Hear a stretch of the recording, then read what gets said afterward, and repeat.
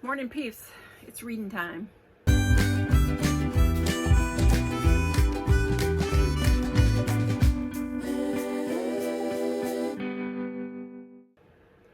Okay, this again is 3-minute devotions, and of course there's no author listed. It is put out by Barber Books. The verse for today is 1 Timothy 2:11. A woman must quietly receive instruction with entire submissiveness. It says, 5 minutes of rest, that's all she needed before studying God's Word. But the moment her head hit the pillow, sleep became the priority. Spiritual instruction would have to wait until another time.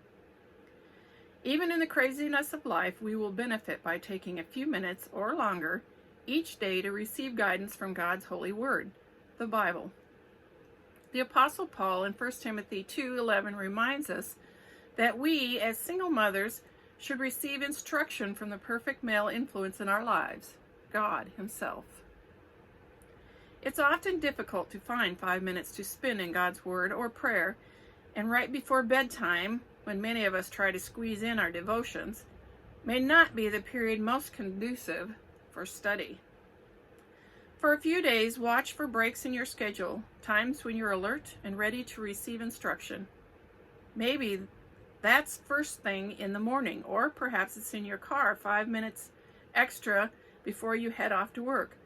You could read the Word instead of the newspaper while you're drinking your coffee, or maybe it's some other time and place. What's important is that we make time for regular Bible reading and prayer. I read that and I thought, I gotta do it, okay? A few years ago, I can't tell you how long ago, but it's been some time, I wanted to make sure I started incorporating Bible study. And I tried it at night because I'm not a morning person. We're just going to put that out there.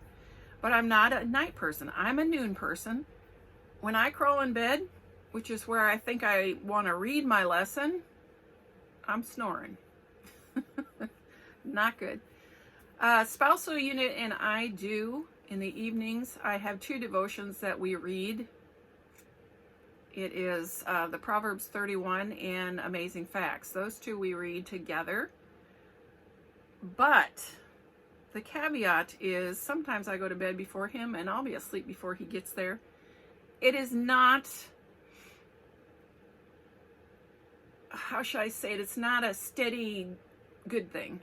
It's something we do together when we can squeeze it in. And squeezing God in is not a good idea. Like I said, a couple years ago, I decided that I would get up a little bit earlier. And I have to force myself, or I had to. Now it's kind of, I automatically wake up. But at first it was hard. But I would get up and I would grab my coffee. At that time I was drinking coffee. I would grab my coffee and I would read something and have a prayer. And I felt like my day would go better.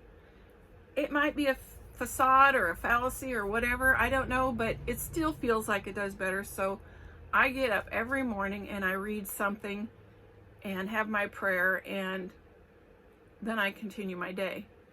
Now, since I work in a thrift store, I have been watching the devotionals that get donated, and I have picked out what I'm going to read for next year. And the reason I'm showing you now is give you time to find something to incorporate in yours. I think it's very important to spend time with God. Even, it's easy for me to say because I'm retired, and it's easier for me to say spend time with God. I understand that. If you have children at home or grandkids or whatever, it's harried. I did not do a good job of it when I was raising my children, and I'm going to just tell you that. However, I'm making a point now, and every morning I get up and I do some reading, and occasionally I share one of them with you. But I'm going to show you what I've picked up, and I got these at Crossroads, the thrift store. As books came in, I've changed my mind like 14 times, but I think I've got the ones I'm going to do. This was the first one I picked up. It says covered and carried. First of all, beach scene is me. I love it. The second all is women helping women, which I always love because nobody understands this women like another woman. You know, they just don't. This one, I was surprised it's there because it's dated 2022. So somebody bought it and then didn't even read it because 2022 is not even over. So that surprised me. The editor is Carolyn Rathbun Sutton. But I think it has a bunch of different authors, which it shows all their information in the back. And I'm kind of excited about this one. And that's the first one I picked up. Now, I've gone through about 3 or 4 different ones, but this is the one I've settled on. And it's because I love nature so much. But I found this one recently, The Wonders of Nature. It is just, sounds just awesome. Again, it's a bunch of different authors, so it's not one I can say, well, let's see. Yeah, it doesn't say who actually wrote each one, but I'm kind of excited about this one because I love nature so much. So, The Wonders of Nature, and it says Celebrating God's Beauty. So that's number 2. This one, I was surprised it came in. I have always wanted to read the Bible in chronological order. If you don't know, Genesis to Revelation is not in order. It's not in order at all. So this came in and I was kind of excited.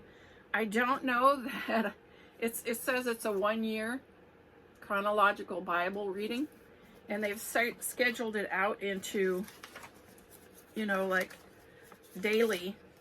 But again, if it starts to feel like I'm, you know, fast reading, I have cut down what I'm going to read because I normally read like 4 of those books, and I'm not going to be doing that this year. I'm going to attempt to read this one because this is the Bible in chronological order, and it is the New Living Translation. It's not a translation I'm excited about, but I've always wanted to read it in chronological order, and so this came in, and so that's the 3 that I'm going to be doing in the morning. And I just want to challenge you that next year, if you aren't already, to do some sort of devotional or, you know, meeting with God. And like the book said, if you need to grab 5 minutes in your car before you take off to work or whatever, you can have your book sitting in the car. It's okay. This one is 3 minutes. So it was quick reading. It's always been quick reading. And so this might even, something like this, 3-minute devotion, you know, spend time with God. I don't care how you do it, but that's my challenge for you next year, is to figure out some way to spend time with God. If right before you go to bed is a good time for you, do that. It was not for me. Still is not. I do better in the morning. Even though I'm not a morning person, I still do better. So that was it, peeps. I hope this finds you absolutely flamazing. Stay blessed. Until next time. Hey, you made it to the end. Please hit like and subscribe, and thanks for watching.